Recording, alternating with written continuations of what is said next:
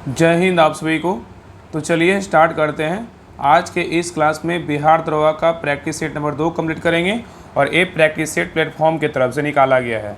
जो new practice set है बिहार दरोगा, इसी का प्रैक्टिस सेट नंबर 2 कंप्लीट करेंगे और इसके पहले प्रैक्टिस सेट नंबर 1 कंप्लीट करवा चुके हैं। तो जितने भी लोग प्रैक्टिस सेट नंबर 1 नहीं देखें तो सभी लोग ज़रूर देखिएगा। जैसे सभी लोग प्रैक्टिस सेट नंबर 1 देखें वैसे ही जो जितने भी प्रैक्टिस सेट बिहार दरोगा का आता है आप सभी लोग ना देखा कीजिए, तभी आपको जो है ना सभी क्लास का आपको 100% फ़ायदा होगा। ऐसा नहीं कि क्लास नंबर 1 मतलब अगर सेट नंबर 1 है कि कोई भी बुक का स्टार्ट हुआ तो उसको देखे, दोबारा जो सेट आया उसको देखे ही नहीं है। तो ऐसे बिल्कुल नहीं करना है, सबके जैसा बिल्कुल मत कीजिए। जितने भी लोग लगता है कि नहीं हमें रिजल्ट लेना है तो जो भी प्रैक्टिस सेट करवाया जाता है आप उसको रेगुलर बेसिस पे सभी को देखा कीजिए, तभी जो है ना आपका 100% आपको हर सेट का आपको फ़ायदा मिलेगा। ठीक है, ऐसा नहीं कि आज एक क्लास देखे दूसरा क्लास देखना ही नहीं है, ऐसे बिल्कुल नहीं करना। जितना आप प्रैक्टिस सेट नंबर 1 को प्यार देते हैं वैसे ही जो है ना हर क्लास को प्यार दीजिए, तभी जो है ना लगता है कि नहीं अगला कोई वेट करे ना क्लास का तो हमको करवाना बहुत ज़रूरी होता है। जैसे आप लोग का टेंशन रहता है ना कि क्लास हमें चाहिए, एक दिन क्लास लेट होता तो बोलते हैं कि नहीं क्लास रेगुलर बेसिस पे नहीं डालते हैं, तो ऐसा नहीं है बिल्कुल। हमें भी खुद टेंशन रहता है कि नहीं क्लास बिल्कुल करवाना, जो भी क्लास स्टार्ट हुआ है उसको सारा क्लास को हमको करवाना बहुत ज़रूरी है, क्योंकि बहुत लोग वेट करते हैं कि नहीं कब क्लास आएगा राहुल स्टडी ग्रुप पे। ठीक है ना, तो ऐसा बिल्कुल नहीं है। जो भी प्रैक्टिस सेट स्टार्ट है आपका सारा प्रैक्टिस सेट खत्म करवाया जाएगा, बस विश्वास रखिए। जो भी प्रैक्टिस सेट आता है आपको क्लास इस चैनल पे सभी क्लास को वैसा ही प्यार दीजिए जैसे प्रैक्टिस सेट नंबर 1 को देते हैं। जो भी क्लास स्टार्ट होता है सभी को देखा कीजिए, बारीकी से देखिएगा, आपका 100% फ़ायदा होगा। ठीक है, तो चलिए स्टार्ट करते हैं। आज के इस क्लास में प्रैक्टिस सेट नंबर 2 कंप्लीट करेंगे और प्रैक्टिस सेट नंबर अगर नहीं देखें तो सभी लोग जरूर देखिएगा। ठीक है, तो आज के क्लास में प्रैक्टिस सेट नंबर 2 देखेंगे। ठीक है, तो ध्यानपूर्वक पूरी क्लास को देखिएगा और अंत तक क्लास को जरूर देखिएगा और क्वेश्चन जो है ना क्वेश्चन का आंसर देने की पूरी कोशिश कीजिएगा कि हाँ कौन सा क्वेश्चन का आंसर आ रहा है, कौन सा क्वेश्चन का आंसर नहीं आ रहा है। ठीक है, तो चलिए स्टार्ट करते हैं। देखिए पहला क्वेश्चन कर रहा है प्रैक्टिस सेट नंबर 2 का पहला क्वेश्चन कर रहा है कि भारत ने अपना पहला राष्ट्रीय अंतरिक्ष दिवस कब मनाया, बताइए। क्वेश्चन कर रहा है कि भारत ने अपना पहला राष्ट्रीय अंतरिक्ष दिवस कब मनाया, बताइए क्या होगा। तो एक का सही उत्तर होगा ऑप्शन नंबर ए, 23 अगस्त को मनाया। कब मनाया? 23 अगस्त को मनाया। ठीक है, तो भारत ने अपना पहला राष्ट्रीय अंतरिक्ष दिवस 23 अगस्त को मनाया। और याद रखिए कि 23 अगस्त 2023 को चंद्रयान 3 के चांद के दक्षिणी ध्रुव पर सफलतापूर्वक लैंडिंग के उपलक्ष्य में वर्ष 2024 से मनाना जो है ना प्रारंभ किया गया है। ठीक है, याद रखिएगा। नेक्स्ट ये कह रहा है कि हाल ही में किस अंतरिक्ष संगठन ने मीथेन उत्सर्जन पर नज़र रखने के लिए टैनेजर फर्स्ट सैटेलाइट लॉन्च किया है, बताइए क्या होगा। क्वेश्चन कह रहा है कि हाल ही में किस अंतरिक्ष संगठन ने मीथेन उत्सर्जन पर नज़र रखने के लिए टैनेजर फर्स्ट सैटेलाइट को लॉन्च किया है, बताइए कौन किया है। तो 2 का सही उत्तर होगा ऑप्शन नंबर डी। कौन किया है? तो नासा किया है। कौन किया है? नासा। तो याद रखिए कि नासा ने मीथेन उत्सर्जन को ट्रैक करने के लिए टैनेजर फर्स्ट उपग्रह को लॉन्च किया है। ठीक है, चलिए आगे देखिए। क्वेश्चन नंबर 3 कह रहा है यूनेस्को ने केरल के किस शहर को भारत का पहला सिटी ऑफ लिटरेचर साहित्य शहर घोषित किया है, बताइए। क्वेश्चन बहुत ही अच्छा है। कह रहा है कि यूनेस्को ने केरल के किस शहर को भारत का पहला सिटी ऑफ लिटरेचर साहित्य शहर घोषित किया है, बताइए क्या होगा। तो 3 का सही उत्तर होगा ऑप्शन नंबर ए। कौन सा है? कोझिकोड है। कौन सा है? कोझिकोड है। ठीक है, तो याद रखिएगा यूनेस्को ने केरल के कोझिकोड शहर को भारत का पहला सिटी ऑफ लिटरेचर साहित्य शहर घोषित किया है। ठीक है, चलिए आगे देखिए। क्वेश्चन नंबर 4 कह रहा है कि हाल ही में यूरोपीय संघ की यूरोपीय परिषद के नए अध्यक्ष के रूप में किसे चुना गया है, बताइए। क्वेश्चन कह रहा है कि हाल ही में यूरोपीय संघ की यूरोपीय परिषद के नए अध्यक्ष के रूप में किसे चुना गया है, बताइए। तो 4 का सही उत्तर होगा option number B, Antonio Costa को चुना गया। किसको चुना गया? एंटोनियो कोस्टा को चुना गया है। ठीक है, नेक्स्ट कह रहा है कि भारत सरकार एक स्वास्थ्य योजना आयुष्मान भारत योजना मुहैया करा रही है। इस प्रकार के सरकारी प्रयास राज्य के नीति निर्देशक सिद्धांतों के किस कौन सा अनुच्छेद के अंतर्गत आता है, बताइए।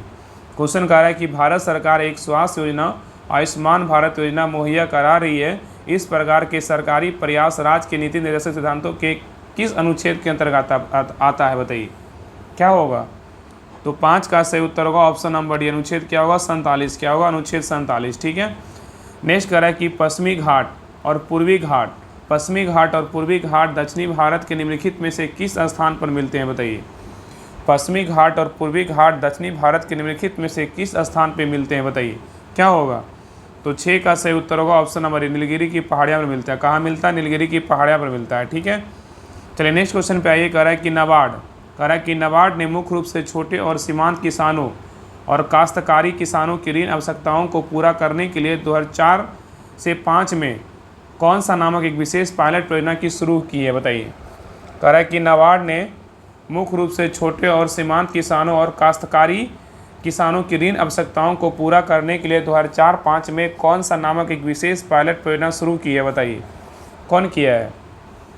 तो 7 का सही उत्तर क्या होगा? ऑप्शन नंबर बी होगा। कौन किया? JLG। कौन किया? JLG नामक एक विशेष पायलट परियोजना शुरू की है, ठीक है। नेक्स्ट है, कह रहा है कि निम्नलिखित में से कौन सी योजना या कार्यक्रम सूक्ष्म वित्त जैसी पहल से क्या है संबंधित नहीं है? नहीं पूछा है।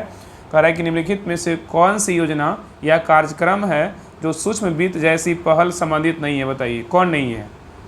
तो 8 का सही उत्तर होगा ऑप्शन नंबर सी। उज्ज्वला योजना नहीं है, लेकिन इंदिरा गांधी प्रथम कार्यक्रम है, जनधन योजना है और जीविका परियोजना है, ठीक है, याद रखिएगा। नेक्स्ट कह रहा है कि निम्नलिखित में से किस अनुच्छेद में दोहरे दंड के बारे में बताया गया है जिसके अनुसार किसी भी व्यक्ति पर एक ही अपराध के लिए एक से अधिक बार मुकदमा ना चलाया जाए और ना उसे दंडित किया जाए, बताइए क्या होगा। कह रहा है निम्नलिखित में से किस अनुच्छेद में दोहरे दंड के बारे में बताया गया है जिसके अनुसार किसी भी व्यक्ति पर एक ही अपराध के लिए एक से अधिक बार मुकदमा ना चलाया जाए और ना उसे दंडित किया जाए, बताइए कौन सा अनुच्छेद है, बताइए। तो 9 का सही उत्तर होगा ऑप्शन नंबर सी। अनुच्छेद क्या है? 20 का 2 है। क्या अनुच्छेद 20 का 2 है, ठीक है, याद रखिएगा। नेक्स्ट कह रहा है कि 2011 कह रहा है कि 2011 की जनगणना के अनुसार भारत की अशोधित जन्म दर क्या है, बताइए। 2011 की जनगणना के अनुसार भारत की अशोधित जन्म दर क्या है, बताइए।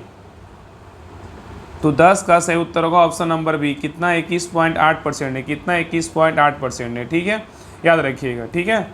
नेक्स्ट कह रहा है कि ग्राम और लघु उद्योग समिति को किसके रूप में जाना जाता है, बताइए।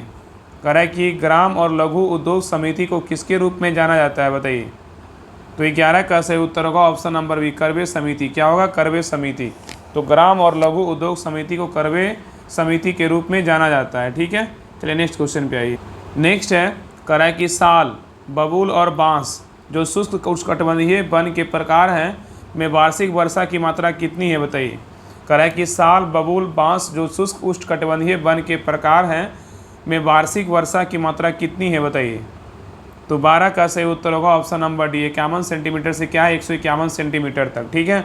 तो साल, बबूल और बांस जो शुष्क उष्णकटिबंधीय वन के प्रकार हैं में वार्षिक वर्षा की मात्रा 51 सेंटीमीटर से 151 सेंटीमीटर तक होती है, ठीक है। चलिए आगे देखिए, कह रहा निम्नलिखित में से कौन सी भारतीय रिजर्व बैंक द्वारा उपयोग की जाने वाली साख नियंत्रण की गुणात्मक माप है, बताइए। क्वेश्चन कर रहा है कि निम्नलिखित में से कौन सी भारतीय रिजर्व बैंक द्वारा उपयोग की जाने वाली साख नियंत्रण की गुणात्मक माप है, बताइए क्या होगा। बताइए इसमें कौन कौन है? CRR है, नैतिक दबाव है, SLR है, बताइए इसमें कौन होगा। तो 13 का सही उत्तर होगा ऑप्शन नंबर बी। केवल क्या है? 2 है। क्या है? नैतिक दबाव है। क्या है? नैतिक दबाव है, ठीक है। तो याद रखिएगा कि नैतिक दबाव भारतीय रिजर्व बैंक द्वारा उपयोग की जाने वाली साख नियंत्रण की क्या है? गुणात्मक माप होता है, ठीक है।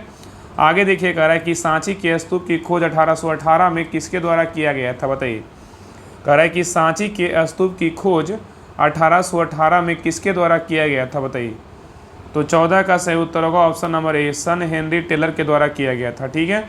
तो सांची के स्तूप की खोज 1818 में कौन किया था? सन हेनरी टेलर के द्वारा किया गया था। और सांची के स्तूप मध्य प्रदेश के रायसेना जिला में स्थित है। और सांची स्तूप का निर्माण किसने करवाया था? तो अशोक करवाया था, ठीक है।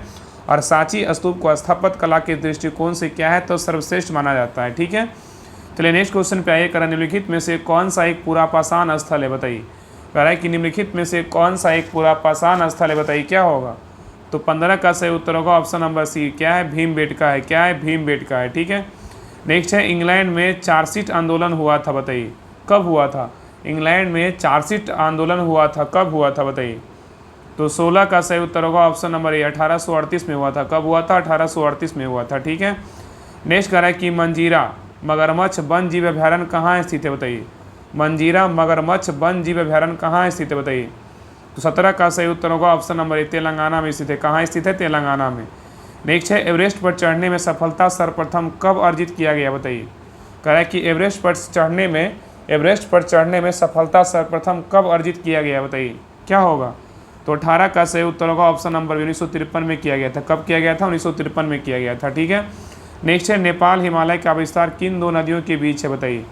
नेपाल हिमालय का विस्तार किन नदियों के बीच है, बताइए क्या होगा। तो 19 का सही उत्तर होगा ऑप्शन नंबर बी, काली और तीस्ता के क्या है, मध्य है। ठीक है, तो नेपाल हिमालय का विस्तार किन नदियों के बीच है, तो काली एवं तीस्ता के बीच है। ठीक है, याद रखिएगा। तो नेपाल हिमालय का विस्तार काली एवं तीस्ता नदियों के बीच है और हिमालय का प्रादेशिक विभाजन नदी घाटियों की सीमाओं के आधार पर किया जाता है। और याद रखिए कि हिमालय के प्रादेशिक विभाजन चार भाग हैं, पंजाब हिमालय, कुमायूं हिमालय, नेपाल हिमालय और क्या है, असम हिमालय। ठीक है, चलिए आगे देखिए, कह रहा है कि पृथ्वी के वायुमंडल में कितने प्रतिशत नाइट्रोजन गैस मौजूद है, बताइए। कह रहा है कि पृथ्वी के वायुमंडल में कितने प्रतिशत नाइट्रोजन गैस मौजूद है, बताइए। तो 20 का सही उत्तर होगा ऑप्शन नंबर बी, 78%। कितना है, 78%। ठीक है, आगे देखिए, कह रहा है कि जब कोई तरंग एक संघन माध्यम से परिवर्तित होती है तो कला परिवर्तन क्या होगा, बताइए। कह रहा है कि जब कोई तरंग एक संघन माध्यम से परिवर्तित होती है तो कला परिवर्तन क्या होगा, बताइए। तो 21 का सही उत्तर होगा ऑप्शन नंबर सी, क्या होगा, तो पाई होगा। क्या होगा, पाई होगा। ठीक है, याद रखिएगा। नेक्स्ट कह रहा है कि याद रखिए इसमें ना कि जब कोई तरंग, कह रहा है कि जब कोई तरंग एक सघन माध्यम से परिवर्तित होती है तो कला क्या होगा, परिवर्तन पाई होगा। और जब कोई प्रकाश अधिक सघन माध्यम से परिवर्तित होता है तो शिखर गर्त के रूप में और गर्त शिखर के रूप में क्या होता है, तो परिवर्तित होता है। अर्थात परावर्तित तरंग परावर्तन पर 180 डिग्री चरण परिवर्तन, या तो हम चरण के से बाहर रख कर सकते हैं, मतलब से गुजरती है। ठीक है, और जब कोई तरंग सघन माध्यम से परावर्तित होती है तो तरंग अपनी दिशा और आयाम दोनों में क्या होता है, तो उलट जाती है। ठीक है, चलिए क्वेश्चन नंबर 22 पे कर रहा है किसी गैस के समदाब प्रसार में क्या होता है, बताइए। क्वेश्चन कर रहा है किसी गैस के समदाब प्रसार में क्या होगा। तो 22 का सही उत्तर होगा ऑप्शन नंबर ए, आयतन तथा तापमान दोनों क्या है, तो बढ़ते हैं। ठीक है, चलिए आगे देखिए, क्वेश्चन नंबर नेक्स्ट कर रहा है कि निम्नलिखित में से किसके पास उच्च ऊर्जा स्तर और छोटा तरंग दैर्ध्य है, बताइए। कह रहा है निम्नलिखित में से किसके पास उच्च ऊर्जा स्तर और छोटा तरंग दैर्ध्य है, बताइए। तो 23 का सही उत्तर होगा ऑप्शन नंबर क्या है, तो ए, परावैंगनी विकिरण। क्या होगा, परावैंगनी विकिरण होगा। ठीक है, याद रखिएगा। नेक्स्ट है, कह रहा है प्रिज्म से गुजरने पर सबसे अधिक अपवर्तित होने वाला रंगीन प्रकाश कौन सा है, बताइए। प्रिज्म से गुजरने पर सबसे अधिक अपवर्तित होने वाला रंगीन प्रकाश कौन सा है, बताइए, क्या होगा।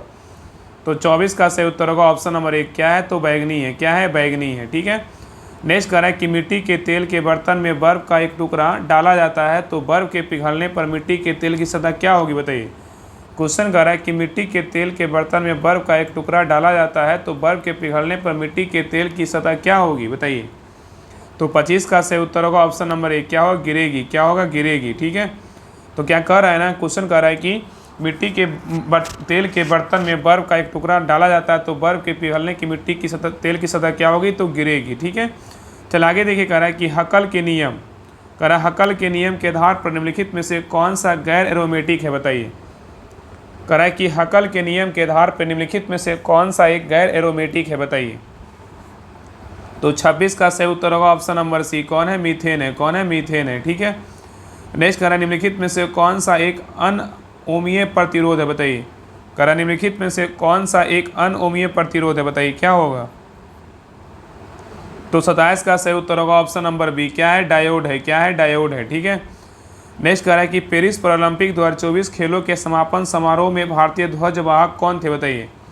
कह रहा है कि पेरिस पैरालंपिक 2024 में खेलों के समापन समारोह में भारतीय ध्वजवाहक कौन थे, बताइए। तो 28 का सही उत्तर क्या होगा, ऑप्शन नंबर ए, क्या कौन थे, हरविंदर सिंह और प्रीति पाल थे। कौन थे, हरविंदर सिंह और प्रीति पाल थे। ठीक है, याद रखिएगा। नेक्स्ट कह रहा है कि जाकिर हुसैन एक प्रसिद्ध क्या कौन सा वादक है जिनका निधन जो है ना दिसंबर 2024 में 73 वर्ष की आयु में हो गया, बताइए। जाकिर हुसैन एक प्रसिद्ध कौन सा वादक थे, इनका निधन दिसंबर 2024 में 73 वर्ष की आयु में हो गया, बताइए, क्या होगा। तो 29 का सही उत्तर होगा ऑप्शन नंबर डी, कौन क्या थे, तबला वादक थे। क्या थे, तबला वादक। जाकिर हुसैन क्या थे, एक प्रसिद्ध तबला वादक थे। ठीक है, नेक्स्ट है, कह रहा है कि महिला premier league WPL women premier league 2025 का फाइनल खिताब किस टीम ने जीता, बताइए। महिला प्रीमियर लीग 2025 का फाइनल खिताब किस टीम ने जीता, बताइए, क्या होगा। तो 30 का सही उत्तर होगा ऑप्शन नंबर 1, कौन जीता, मुंबई इंडियंस जीता। कौन जीता, मुंबई इंडियंस जीता। ठीक है, याद रखिएगा। तो महिला प्रीमियर लीग का फाइनल खिताब मुंबई इंडियंस ने जीता और मुंबई इंडियंस ने महिला प्रीमियर लीग फाइनल में दिल्ली कैपिटल को 8 रनों से दूसरा मतलब हराकर जो है ना मुंबई क्या है, दूसरा खिताब जीता। ठीक है, तो यहाँ पे क्वेश्चन पूछा है कि महिला प्रीमियर लीग का फाइनल खिताब किस टीम को हराकर जीता मुंबई। तो याद रखिएगा कि दिल्ली को हराकर जीता। किसको हराकर? दिल्ली कैपिटल्स को हराकर जीता। ठीक है, याद रखिएगा, मुंबई और दिल्ली कैपिटल्स में मैच हुआ था, तो कौन जीता? मुंबई जीता। ठीक है, चलिए आगे देखिए, कह रहा है कि जनवरी 2025 तक, कह रहा है कि जनवरी 2025 तक अजय बंगा किस वैश्विक संगठन के अध्यक्ष हैं? बताइए। कह रहा है कि जनवरी 2025 तक में अजय बंगा किस वैश्विक संगठन के अध्यक्ष है? बताइए। तो 31 का सही उत्तर होगा ऑप्शन नंबर सी, क्या होगा? विश्व बैंक। क्या होगा? विश्व बैंक। ठीक है, नेक्स्ट कह रहा है कि निम्नलिखित में से कौन सी नदी ब्रह्मपुत्रा नदी की सहायक नदी है? बताइए। कह रहा है निम्नलिखित में से कौन सी नदी ब्रह्मपुत्रा की सहायक नदी है? बताइए। तो 32 का सही उत्तर होगा ऑप्शन नंबर ए। कौन सा नदी है? तो लोहित नदी है। कौन सी नदी है? लोहित नदी है। ठीक है, नेक्स्ट कह रहा है कि 1987 में किस राज्य में एक अहिंसक आंदोलन शुरू किया गया था जिसमें लोगों ने नीलगिरी के पौधे को उखाड़ फेंका? ठीक है, और अपने लिए उपयोगी पेड़ लगाए। कह रहा है 1987 में किस राज्य में एक अहिंसक आंदोलन शुरू किया गया था जिसमें लोगों ने नीलगिरी के पौधे को उखाड़ फेंका और अपने लिए उपयोगी पेड़ लगाए? बताइए कौन सा राज्य है? तो 33 का सही उत्तर क्या होगा? ऑप्शन नंबर सी होगा। क्या होगा? कर्नाटक। कौन सा राज्य है? कर्नाटक है। ठीक है, याद रखिएगा। ठीक है, नेक्स्ट क्वेश्चन पे आइए। कह रहा है कि नेपाल की सबसे लंबी नदी, नेपाल की सबसे लंबी नदी कर्णाली नदी का आध्यात्मिक स्रोत निम्नलिखित में से कौन सा है? बताइए। नेपाल की सबसे लंबी नदी कर्णाली नदी का आध्यात्मिक स्रोत निम्नलिखित में से कौन सा है? बताइए। तो 34 का सही उत्तर होगा ऑप्शन नंबर सी। क्या है? तो मापचा खम्बाब है। क्या है? मापचा खम्बाब है। ठीक है, तो नेपाल की सबसे लंबी नदी कर्णाली नदी का आध्यात्मिक स्रोत मापचा क्या है? खम्बाब है। ठीक है, नेक्स्ट आगे कर रहा है कि 2011 की जनगणना के अनुसार निम्नलिखित में से किस जिले में साक्षरता दर सबसे कम है? बताइए कौन सा जिला में है? तो 35 का सही उत्तर होगा ऑप्शन नंबर सी। कौन सा जिला में? दंतेवाड़ा में। कौन सा जिला में? दंतेवाड़ा में। तो याद रखिए कि 2011 की जनगणना के अनुसार दंतेवाड़ा जिला में क्या है? साक्षरता दर सबसे कम है। और दंतेवाड़ा जिला कहाँ है? तो छत्तीसगढ़ राज्य में है। ठीक है, और 2011 की जनगणना के अनुसार दंतेवाड़ा का साक्षरता दर कितनी है? तो 42 कितना है? 42.92% है। ठीक है, याद रखिएगा। चलिए नेक्स्ट क्वेश्चन पे आइए। नेक्स्ट है, कह निम्नलिखित में से किस अधिनियम द्वारा बर्मा को भारत से अलग किया गया था? बताइए। क्वेश्चन कर रहा है कि निम्नलिखित में से किस अधिनियम द्वारा बर्मा को भारत से अलग किया गया था? बताइए कौन सा अधिनियम था? बताइए क्या होगा? तो 36 का सही उत्तर क्या होगा? ऑप्शन नंबर ए। क्या था? भारत सरकार अधिनियम 1935 था। ठीक है, नेक्स्ट है, निम्नलिखित में से कौन लोकसभा के प्रथम अध्यक्ष या स्पीकर थे? बताइए। कह रहा है निम्नलिखित में से कौन लोकसभा के प्रथम अध्यक्ष या स्पीकर थे? बताइए। तो 37 का सही उत्तर होगा ऑप्शन नंबर बी। क्या होगा? गणेश महावलंकर थे। कौन थे? गणेश महावलंकर। ठीक है, नेक्स्ट कह रहा है कि भारतीय संविधान के लिए डीपीएसपी राज्य के नीति निर्देशक सिद्धांत निम्नलिखित में से किस संविधान से प्रेरित है? बताइए। कह रहा है कि भारतीय संविधान के लिए डीपीएसपी राज्य के नीति निर्देशक सिद्धांत किस संविधान से प्रेरित है? बताइए क्या होगा? तो 38 का सही उत्तर होगा ऑप्शन नंबर सी। कहाँ से? आयरलैंड से। कहाँ से है? आयरलैंड से। ठीक है, तो याद रखिए कि भारतीय संविधान के लिए डीपीएसपी आयरलैंड के संविधान से क्या है? तो प्रेरित है। और भारतीय संविधान के भाग 4 में अनुच्छेद 36 से 51 में क्या है? तो राज्य के नीति निर्देशक सिद्धांत का क्या है? तो उल्लेख है। ठीक है, और आयरलैंड के संविधान में डीपीएसपी को स्पेन के संविधान से अपनाया गया था। और याद रखिए कि भारतीय संविधान में डीपीएसपी गैर नियोजित प्रकृति की है। ठीक है, चलिए आगे देखिए क्वेश्चन नंबर नेक्स्ट कर रहा है कि भारतीय संविधान के निम्नलिखित में से कौन सा अनुच्छेद क्रमशः राष्ट्रपति और उपराष्ट्रपति द्वारा शपथ या प्रतिज्ञा से संबंधित है? बताइए। क्वेश्चन कर रहा है कि भारतीय संविधान के निम्नलिखित में से किस अनुच्छेद में कह रहा है कि क्रमशः राष्ट्रपति के उपराष्ट्रपति द्वारा शपथ या प्रतिज्ञा से क्या है? संबंधित है? बताइए क्या होगा? तो 39 का सही उत्तर क्या होगा? ऑप्शन नंबर सी, अनुच्छेद 60 और क्या? अनुच्छेद 69 है। ठीक है, तो याद रखिएगा कि भारतीय संविधान के अनुच्छेद 60 और अनुच्छेद 69 में क्रमशः राष्ट्रपति और उपराष्ट्रपति द्वारा शपथ या प्रतिज्ञा से क्या है? संबंधित है। ठीक है, चलिए नेक्स्ट क्वेश्चन पे आइए। करा निम्नलिखित में से कौन सा निकाय एक संवैधानिक निकाय नहीं है? नहीं पूछा है, बताइए। करा निम्नलिखित में से कौन सा निकाय एक संवैधानिक निकाय नहीं है? बताइए कौन नहीं है? तो 40 का सही उत्तर होगा ऑप्शन नंबर बी। भारत का राष्ट्रीय मानवाधिकार आयोग क्या है? तो संवैधानिक निकाय नहीं है, लेकिन भारत का निर्वाचन आयोग है और वित्त आयोग है, ये दोनों है। ठीक है, नेक्स्ट कह रहा है कि भारत श्रीलंका के बीच वाणिज्य मुक्त व्यापार समझौते पर कब हस्ताक्षर किया गया था? बताइए। क्वेश्चन कह रहा है कि भारत श्रीलंका के बीच वाणिज्य मुक्त व्यापार समझौते पर कब हस्ताक्षर किया गया था? बताइए क्या होगा? तो 41 का सही उत्तर होगा ऑप्शन नंबर सी, 1998 में किया गया था। कब किया गया था? 1998 में किया गया था। नेक्स्ट है, भारत में पका हुआ मध्याह्न भोजन योजना किस वर्ष शुरू हुआ था? बताइए। भारत में पका हुआ मध्याह्न भोजन योजना किस वर्ष शुरू हुई थी? बताइए क्या होगा? तो 42 का सही उत्तर होगा ऑप्शन नंबर सी, 2001 में शुरू किया गया था। ठीक है, नेक्स्ट कह रहा है कि करेंसी नोटों के मूल्य की पहचान में दृष्टिबाधित व्यक्तियों की सहायता हेतु RBI ने निम्नलिखित में से कौन सा मोबाइल एप्लीकेशन प्रस्तुत किया है, बताइए। तो 43 का सही उत्तर क्या होगा, ऑप्शन नंबर बी। कौन सा मोबाइल ऐप प्रस्तुत किया है, तो मनी ऐप को किया है। कौन किया है, मनी ऐप। तो याद रखिए, करेंसी नोटों के मूल की पहचान में दृष्टिबाधित व्यक्तियों की सहायता के लिए जो है ना मनी ऐप को लॉन्च किया गया है, ठीक है। नेक्स्ट क्वेश्चन पे आइए, कर रहे हैं देखिए मिलान करना है सूची 1 में और सूची 2 को क्या करना है, मिलाना है। देखिए बताइए, कोका विद्रोह कहाँ हुआ था, बताइए। कोका विद्रोह कहाँ हुआ था, बताइए। कोका विद्रोह कहाँ हुआ था, पंजाब में हुआ था। कहाँ हुआ था, पंजाब में हुआ था, ठीक है। और मोपला विद्रोह कहाँ हुआ था, मोपला विद्रोह हुआ था कहाँ हुआ, बताइए। तो मोपला विद्रोह हुआ था मालाबार में हुआ था। कहाँ हुआ था, मालाबार में। और भील विद्रोह कहाँ हुआ था, भील विद्रोह हुआ था महाराष्ट्र में हुआ था। और कोल विद्रोह कहाँ हुआ था, बिहार और उड़ीसा में हुआ था, ठीक है।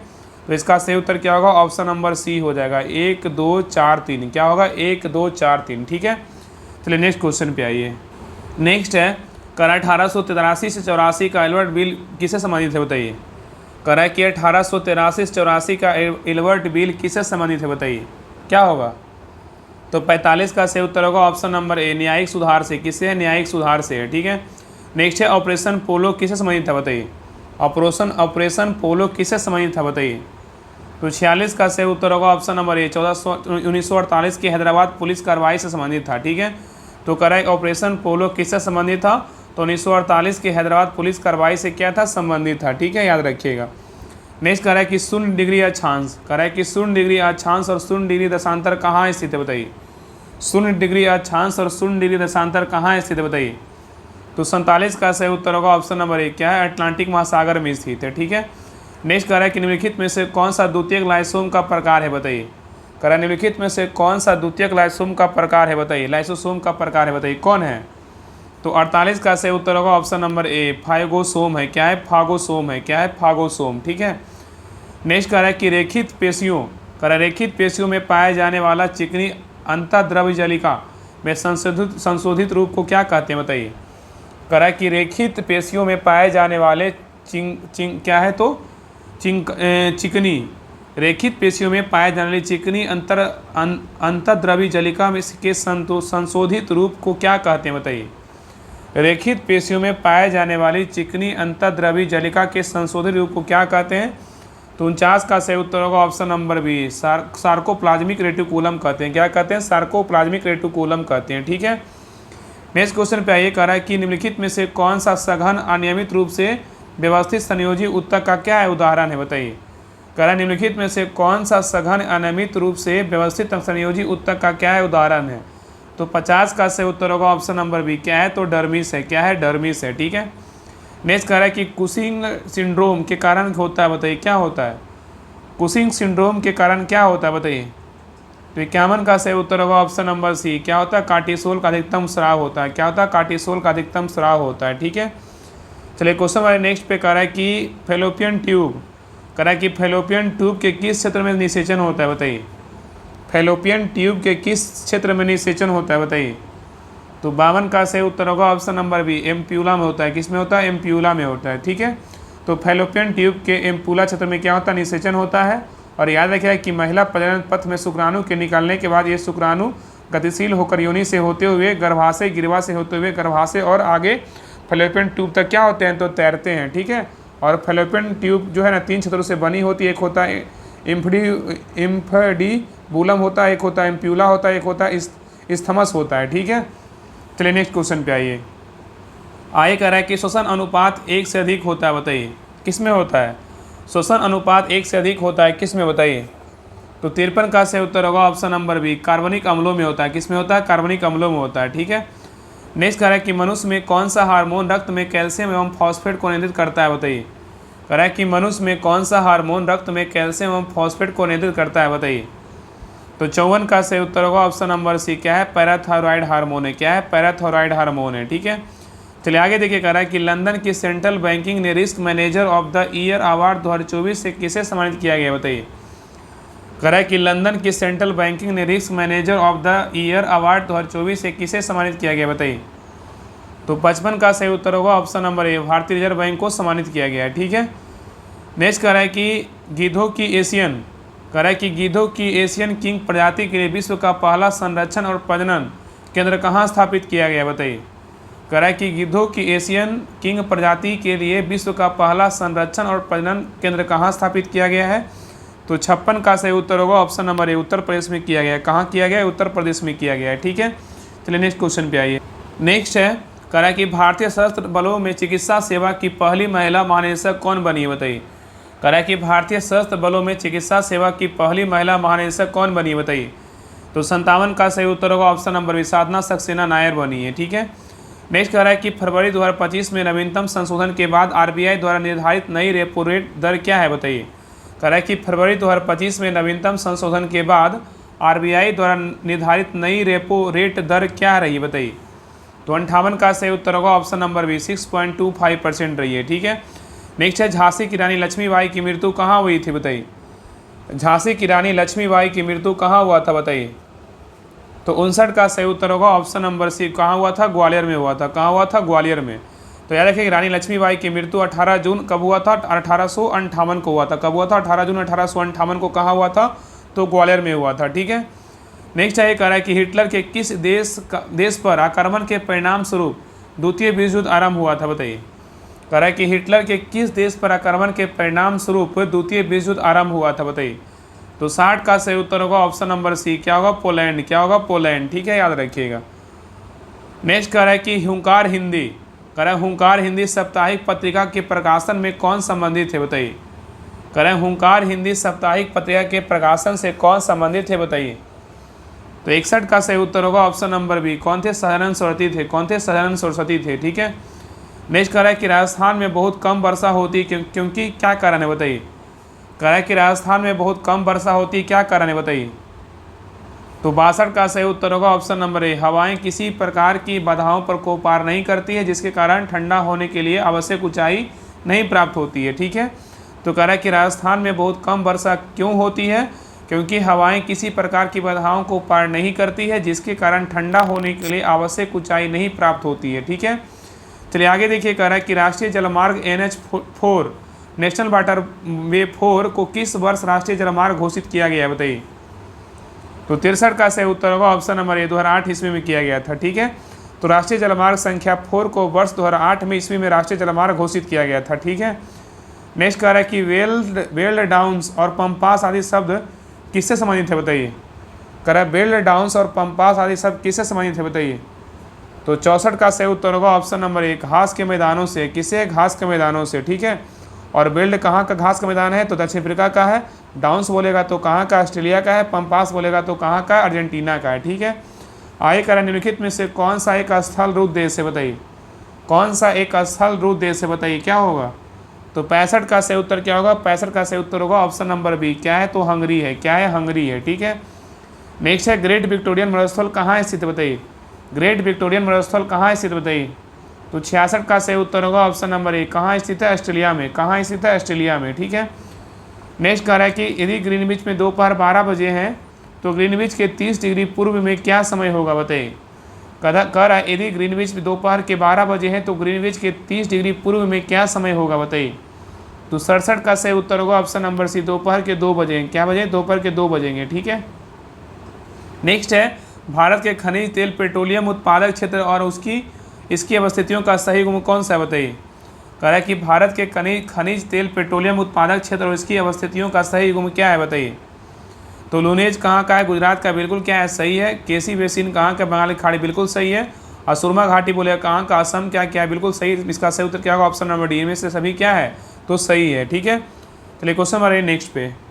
नेक्स्ट है, कह रहा है कि बिहार राज्य भारत के कुल क्षेत्रफल का लगभग कितना प्रतिशत धारण करता है? बताइए। कह रहा है बिहार राज्य भारत के कुल क्षेत्रफल का कितना प्रतिशत धारण करता है? बताइए। तो 69 का सही उत्तर होगा ऑप्शन नंबर बी, 3%। क्या है? कितना परसेंट करता है? 3%। ठीक है, तो बिहार राज्य भारत के कुल क्षेत्रफल का लगभग 3% धारण करता है और बिहार राज्य भारत के कुल क्षेत्रफल का बोलेगा 2.8 से धारण करता है। ठीक है, और बिहार भारत के कुल जनसंख्या का 8.60% धारण करता है, जनगणना 2011 के अनुसार करता है। ठीक है, आगे देखिए, कह रहा है कि पर्यावरण कार्यकर्ता केन सारो वीवा जिन्हें 1995 में फांसी दे दी गई कहाँ के थे? बताइए। कह रहा है कि पर्यावरण कार्यकर्ता केन सारो वीवा जिन्हें 1995 में फांसी दे दी गई, बताइए कहाँ के थे? बताइए। तो 70 का सही उत्तर होगा ऑप्शन नंबर नाइजीरिया के थे। कहाँ के? नाइजीरिया के। ठीक है, नेक्स्ट है, नाइजीरिया को स्वतंत्रता कब मिली थी? बताइए। नाइजीरिया को स्वतंत्रता कब मिली थी बताइए। तो 71 का सही उत्तर क्या होगा, ऑप्शन नंबर 1960 में मिला था। कब मिला था, 1960 में मिला था, ठीक है। नेक्स्ट है, महात्मा गांधी ने असहयोग आंदोलन को कब वापस लिया था बताइए। महात्मा गांधी ने असहयोग आंदोलन को कब वापस लिया था बताइए।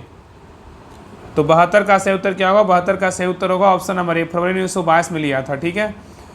नेक्स्ट है, कह रहा है कि सोन नदी का उद्गम स्थल है बताइए, कौन सा पठार से बताइए, कहाँ से होता है। सोन नदी का उद्गम स्थल कहाँ से होता है बताइए। 73 का सही उत्तर होगा ऑप्शन नंबर बी, कहाँ होता है, अमरकंटक से होता है। कहाँ होता है, अमरकंटक से होता है, ठीक है। नेक्स्ट है, भिलाई, दुर्गापुर एवं राउरकेला में इस्पात संयंत्रों का निर्माण किस पंचवर्षीय योजना में हुआ था बताइए। कह रहा है कि भिलाई, दुर्गापुर एवं राउरकेला में इस्पात संयंत्रों का निर्माण किस पंचवर्षीय योजना में हुआ था बताइए। तो 74 का सही उत्तर होगा ऑप्शन नंबर बी, द्वितीय में। किस में हुआ था, द्वितीय में हुआ था, ठीक है। तो कह रहा है कि भिलाई, दुर्गापुर एवं राउरकेला में इस्पात संयंत्रों का निर्माण द्वितीय पंचवर्षीय योजना में हुआ था। और भिलाई लौह इस्पात कारखाना का स्थापना कब हुआ था, 1955 में किया गया था। और Hindustan iron steel limited Rourkela का उद्घाटन डॉक्टर राजेंद्र प्रसाद के द्वारा 1959 में किया गया था, ठीक है। चलिए आगे देखिए, कह रहा है कि ओजोन क्षेत्र का अर्थ क्या होता है बताइए। ओजोन क्षेत्र का अर्थ क्या होता है बताइए। तो 75 का सही उत्तर क्या होगा, तो 75 का सही उत्तर होगा ऑप्शन नंबर बी, क्या होता है, समताप मंडल में ओजोन परत की क्या होती है, मोटाई में कमी। तो ओजोन क्षेत्र का अर्थ क्या होता है, तो समताप मंडल में ओजोन परत की मोटाई में क्या होगी, तो कमी होगी, ठीक है। चलिए नेक्स्ट क्वेश्चन पे ये करा कि परमाणु कक्षक है बताइए, किसके हैं बताइए। परमाणु कक्षक है बताइए किसके। तो 76 का सही उत्तर होगा ऑप्शन नंबर सी, वह क्षेत्र जिसमें इलेक्ट्रॉन के पास पाए जाने की संभावना क्या अधिकतम होती है, ठीक है। तो कह रहा है कि परमाणु कक्षक क्या होते हैं, तो वह क्षेत्र जिसमें इलेक्ट्रॉन के पाए जाने की संभावना अधिकतम होती है, ठीक है। आगे कह रहा है कि प्रोटॉन संख्या 84 और न्यूक्लियॉन संख्या 216 वाले एक परमाणु का एक नए तत्व में क्षय होता है। इस प्रक्रिया में यह एक अलग कण का उत्सर्जन करता है। उत्सर्जन के बाद नए नाभिक की संरचना क्या है बताइए। तो 77 का सही उत्तर क्या होगा, ऑप्शन नंबर 1, क्या है, प्रोटॉन की संख्या 82, न्यूक्लियॉन की संख्या कितना है, 212 है, ठीक है। चलिए आगे देखिए, नेक्स्ट कह रहा है एल्यूमिनियम किस कच्चे माल से निकाला जाता है बताइए। एल्यूमिनियम किस कच्चे माल से निकाला जाता है बताइए। तो 78 का सही उत्तर होगा ऑप्शन नंबर सी, कहाँ से निकाला जाता है, बॉक्साइट से निकाला जाता है, ठीक है। नेक्स्ट है, किस देश के विमान में से प्रथम खेप 104 निर्वासित भारतीय अमृतसर के हवाई अड्डे पर फरवरी 2025 में उतारे गए हैं बताइए। कह रहा है किस देश के विमान से प्रथम खेप के 104 निर्वासित भारतीय अमृतसर के हवाई अड्डे पर फरवरी 2025 में उतारे गए हैं बताइए, क्या होगा। तो 79 का सही उत्तर होगा ऑप्शन नंबर सी, कौन सा देश है, अमेरिका है, ठीक है। नेक्स्ट कह रहा है कि राष्ट्रपति डोनाल्ड ट्रंप ने फरवरी 2025 में किस अंतर्राष्ट्रीय संगठन से संयुक्त राज्य अमेरिका के हटने की घोषणा की बताइए। कह रहा है कि राष्ट्रपति डोनाल्ड ट्रंप ने फरवरी 2025 में किस अंतर्राष्ट्रीय संगठन से संयुक्त राज्य अमेरिका के हटने से की घोषणा की बताइए। ऑप्शन को देखिए और आंसर बताइए क्या होगा। तो 80 का सही उत्तर होगा ऑप्शन नंबर सी, संयुक्त राष्ट्र मानवाधिकार परिषद, UNHRC, ठीक है। तो कह रहा है कि राष्ट्रपति डोनाल्ड ट्रंप ने फरवरी 2025 में अंतर्राष्ट्रीय श्रम संगठन संयुक्त राष्ट्र मानवाधिकार परिषद से संयुक्त राज्य अमेरिका के हटने से क्या है, घोषणा की है, ठीक है। और याद रखिएगा कि अमेरिका ने विश्व स्वास्थ्य संगठन WHO और संयुक्त राष्ट्र मानवाधिकार परिषद UNHCR और संयुक्त राष्ट्र राहत एवं कार्य एजेंसी UNRWA ने अपनी भागीदारी वापस लेने की घोषणा किया है। कहाँ से, WHO से और UNHCR से और क्या है, UNRWA से, ठीक है। इन सभी से अपना मतलब जो अधिकार है, मतलब जो क्या है, तो मतलब जो जो होता है, जो भाग लेता है, जो भागीदार देश रहता है, वो क्या है, तो अपना हटने का फैसला ले लिए। कौन सा देश, अमेरिका, ठीक है। चलिए आगे देखिए, नेक्स्ट कह रहा है कि बजट 2025-26 में 4 मुख्य फोकस बिंदुओं पर प्रकाश डाला गया है, जिनमें से कौन सा शामिल नहीं है बताइए। इसमें कौन शामिल नहीं है, शामिल नहीं का बात किया है, इसमें नहीं और है ना, जब भी एग्जाम में बैठी चाहे कोई सेट लगाए तो पहले नहीं है जरूर देखिए, ठीक है। कह रहा है कि बजट 2025-26 में 4 मुख्य फोकस बिंदुओं पर प्रकाश डाला गया, जिनमें कौन सा शामिल नहीं है बताइए। तो 81 का सही उत्तर होगा ऑप्शन नंबर सी, बेरोजगारी शामिल नहीं है, लेकिन गरीब, युवा और नारी क्या है, तो शामिल है, ठीक है। तो याद रखिए कि बजट 2025-26 में 4 मुख्य फोकस बिंदुओं पर प्रकाश डाला गया, जिनमें क्या है, बेरोजगारी शामिल नहीं है, और कौन कौन इसमें है, तो गरीब, युवा, अन्नदाता और क्या है, नारी है, ठीक है। चलिए आगे देखिए, कह रहा है कि रेगुर मिट्टियाँ किस नाम से जानी जाती है बताइए। रेगुर मिट्टियाँ किस नाम से जानी जाती है बताइए, क्या होगा। तो 82 का सही उत्तर होगा ऑप्शन नंबर 1, क्या किस नाम से जानते हैं, काली मिट्टी के नाम से जानते हैं, ठीक है। नेक्स्ट कह रहा है कि संविधान के किस अनुच्छेद में राज्यों द्वारा प्राथमिक शिक्षा मातृभाषा में दिए जाने का प्रावधान है बताइए। कह रहा है कि संविधान के किस अनुच्छेद में राज्यों द्वारा प्राथमिक शिक्षा मातृभाषा में दिए जाने का प्रावधान है, बताइए। तो 83 का सही उत्तर होगा ऑप्शन नंबर सी, 350 का ए। क्या है? 350 का ए में है, ठीक है। तो अनुच्छेद 350 के ए में राज्य में भाषाई अल्पसंख्यक वर्गों के बच्चों को उसकी मातृभाषा में शिक्षा के लिए क्या उचित प्रबंध किया जाएगा, ठीक है। चलिए नेक्स्ट क्वेश्चन पे आइए। आगे कह रहा है कि महाजनपद काल में लिच्छवी किस राज्य का अंग था, बताइए। महाजनपद काल में लिच्छवी किस राज्य का अंग था, बताइए। तो 84 का सही उत्तर क्या होगा? ऑप्शन नंबर ए, बिहार का था। कहाँ का था? बिहार का था। कहाँ का था? बिहार का था, ठीक है।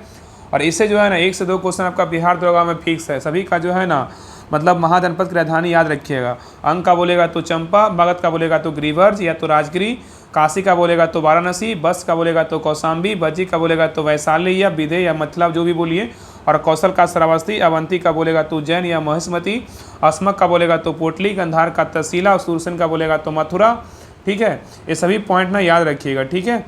चलिए आगे देखिए। नेक्स्ट कह रहा है कि आर्यों का मूल निवास स्थान, कह रहा है कि आर्यों का मूल निवास स्थान मध्य एशिया को माना जाता है। यह मत किनका है, बताइए। तो 85 का सही उत्तर होगा option number B, Max Muller का था। किसका था? मैक्स मूलर का था, ठीक है। नेक्स्ट कह रहा है कि गांधी द्वारा दी गई बुनियादी शिक्षा से संबंधित नई तालिका प्रतिवेदन जाकिर हुसैन द्वारा कब प्रस्तुत की गई, बताइए। कह रहा है कि गांधी द्वारा दी गई बुनियादी शिक्षा से संबंधित नई तालिका प्रतिवेदन जाकिर हुसैन द्वारा कब प्रस्तुत किया गया था? तो 86 का सही उत्तर होगा ऑप्शन नंबर 1937 में प्रस्तुत किया गया था, ठीक है। नेक्स्ट है संयुक्त राष्ट्र सुरक्षा परिषद के 5 अस्थायी सदस्य कौन सा है, बताइए। कह रहा है कि संयुक्त राष्ट्र सुरक्षा परिषद के 5 अस्थायी सदस्य कौन सा है, बताइए।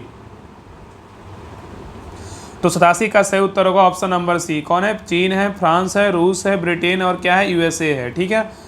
तो याद रखिएगा कि संयुक्त राष्ट्र सुरक्षा परिषद के 5 अस्थायी सदस्य कौन है? चीन, फ्रांस, रूस और क्या है? ब्रिटेन और यूएसए है। और संयुक्त राष्ट्र की स्थापना कब हुआ था? 24 अक्टूबर 1945 को हुआ था, ठीक है। चलिए आगे देखिए। कह रहा है अंकोर वाट का मंदिर अवस्थित है, बताइए कहाँ। तो 88 का सही उत्तर होगा ऑप्शन नंबर डी, कंबोडिया में। कहाँ है? कंबोडिया में। आगे देखिए, यहाँ मैथ का क्वेश्चन आप लोग बना लीजिएगा, इसका आंसर बता दे रहे हैं। बाकी नहीं बनेगा तो जो है ना आप लोग ग्रुप में डाला कीजिए। जो भी मैथ नहीं बनता बाकी तो बन जाएगा तो अच्छी बात है, नहीं बनता है तो आप सभी लोग जो मैथ का ग्रुप स्पेशल उसमें आप सभी लोग स्क्रीनशॉट लेकर के डाल दीजिए, आपको वहाँ पे जो है ना सोल्यूशन मिल जाएगा। तो आंसर बता दे रहे, देखिए 89 का सही उत्तर क्या होगा? ऑप्शन नंबर बी होगा, ठीक है। आगे देखिए 90 का सही उत्तर क्या होगा? 90 का सही उत्तर होगा ऑप्शन नंबर डी होगा।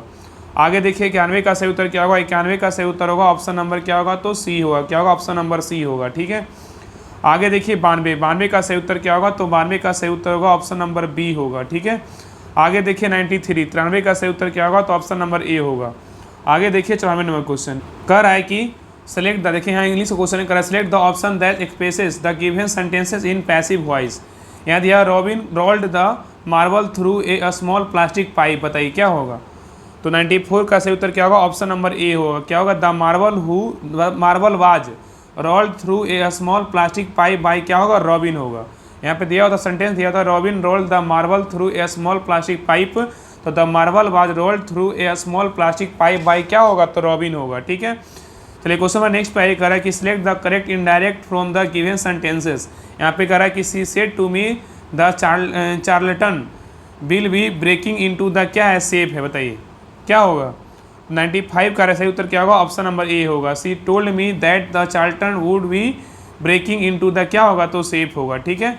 चलिए आगे देखिए। नेक्स्ट है कह रहा है कि निम्नलिखित प्रश्न में 4 विकल्प में से उस सही विकल्प का चयन करें जो वाक्यांशों के लिए एक शब्द का विकल्प है, बताइए। कह रहा है जो भला बुरा ना समझता उसे क्या कहते हैं, बताइए। जो भला बुरा ना समझता उसे क्या कहा जाता है, बताइए। तो 96 का सही उत्तर होगा ऑप्शन नंबर सी। क्या बोलेंगे? अविवेकी बोलेंगे। क्या बोलेंगे? अविवेकी बोलेंगे, ठीक है। जो भला बुरा ना समझता उसे क्या बोलेंगे? अविवेकी। और जिस पर विचार ना किया जाए उसे क्या बोलेंगे? अविचारित बोलेंगे, ठीक है। जो बांटा ना जा सके उसको क्या बोलेंगे? अविभाज्य बोलेंगे। जो अलग ना किया जाए उसे क्या बोलेंगे? अविभक्त बोलेंगे, ठीक है। चलिए आगे देखिए। कारण निम्नलिखित में से कौन सा माइक्रोवेव अवयव फैराडे रोटेशन के सिद्धांत का प्रयोग करता है, बताइए। कारण निम्नलिखित में से कौन सा माइक्रोवेव अवयव फैराडे रोटेशन के सिद्धांत का प्रयोग करता है, बताइए क्या होगा। तो 97 का सही उत्तर क्या होगा? Option number B, circulator. क्या होगा? सर्कुलेटर, ठीक है। नेक्स्ट है पीओ को आवर्त सारणी के किस आवर्त का एक एवं समूह में रखा गया, बताइए। कह रहा है कि पीओ को आवर्त सारणी के किस आवर्त एवं समूह में रखा गया, बताइए। बताइए क्या होगा। पीओ मतलब याद रखिए पोलेनियम होता है। क्या होता है? पोलेनियम। इसका सही उत्तर क्या होगा? 98 का सही उत्तर होगा ऑप्शन नंबर ए होगा। 6ठे आवर्त एवं ऑक्सीजन समूह में रखा गया है, ठीक है। नेक्स्ट कह रहा है कि प्राकृतिक रबड़ किसका बहुलक है, बताइए प्राकृतिक रबड़ किसका बहुलक है बताइए। तो 99 का सही उत्तर होगा ऑप्शन नंबर सी, आइसोप्रीन का है। किसका है? आइसोप्रीन का है। नेक्स्ट देखिए लास्ट क्वेश्चन कर रहा है 100 नंबर कर रहा है CR का इलेक्ट्रॉनिक विन्यास क्या है बताइए। कर रहा है कि CR का इलेक्ट्रॉनिक विन्यास क्या है बताइए, क्या होगा CR का इलेक्ट्रॉनिक विन्यास क्या होगा बताइए। तो 100 का सही उत्तर होगा ऑप्शन नंबर क्या होगा, तो बी होगा 3s2 3p6 3d5 और 4s1 होगा। ठीक है, तो सही उत्तर क्या होगा, ऑप्शन नंबर बी होगा। ठीक है, तो ए रहा प्रैक्टिस सेट नंबर 2 रहा। तो आप लोगों को क्लास कैसा लगा तो कमेंट सेक्शन में ज़रूर बताइएगा, और क्लास अच्छा लगे सबसे रिक्वेस्ट है कि सभी लोग क्लास को लाइक ज़रूर कीजिए, और हर ग्रुप में जो है ना क्लास को शेयर ज़रूर कीजिए। ठीक है, और क्लास तो लाइक ज़रूर कीजिए, क्योंकि आपके लिए ही जो है ना इतना मेहनत से क्लास को जो है ना करवाया जाता है। तो अब आप ही लाइक नहीं कीजिएगा तो जो है ना कैसे होगा, क्योंकि बहुत मेहनत से जो है ना आप लोग के लिए क्लास लाया जाता है कि आप लोग क्लास करवाया जाए, जितना हो सके आप लोग का जो है ना मेहनत मतलब के ऊपर मेहनत किया जाए कि आप लोग का ज़्यादा से ज़्यादा फ़ायदा हो। तो सभी लोग से रिक्वेस्ट है क्लास को लाइक ज़रूर कीजिएगा, और जितने भी लोग देखिए और नए हैं इस चैनल पे सभी लोग सब्सक्राइब जरूर कर लीजिए। बाकी जो भी लोग बिहार दरोगा का तैयारी कर रहे हैं उनको लगता है कि हमें ग्रुप में जुड़ करके या तो हमें क्लास से पहले हमको प्रैक्टिस सेट चाहिए, बहुत लोग कमेंट्स में बोलते हैं कि नहीं इसका PDF पहले देते तो हम बना के इसको जो है ना उसके बाद क्लास देखते। तो आप इस ग्रुप को ज्वाइन कर लीजिए, यहाँ पे जो है ना पहले ही प्रैक्टिस सेट डाला जाता है।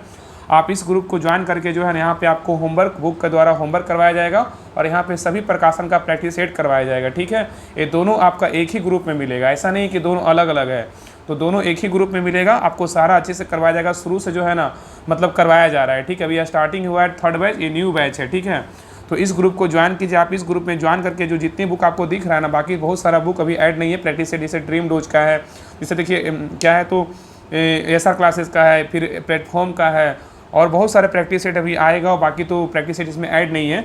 तो सभी प्रैक्टिस सेट आपको करवाया जाएगा। तो इस ग्रुप को ज्वाइन कीजिए, इसका सारा डिटेल टेलीग्राम चैनल पे दिया हुआ है, आप वहाँ पे पढ़ लीजिएगा। अगर कोई प्रॉब्लम हो तो वहाँ पे नंबर भी दिया गया है, नंबर पे कॉल करके आप पूछ सकते हैं, और बाकी सारा डिटेल तो दिया गया है ही है। तो आप इस ग्रुप को ज्वाइन कीजिए और अच्छे से जो है ना तैयारी को और ज़्यादा मजबूत कीजिए इस ग्रुप को जुड़ कर में। ठीक है, तो मिलते हैं नेक्स्ट क्लास में, तब तक के लिए जय हिंद जय भारत।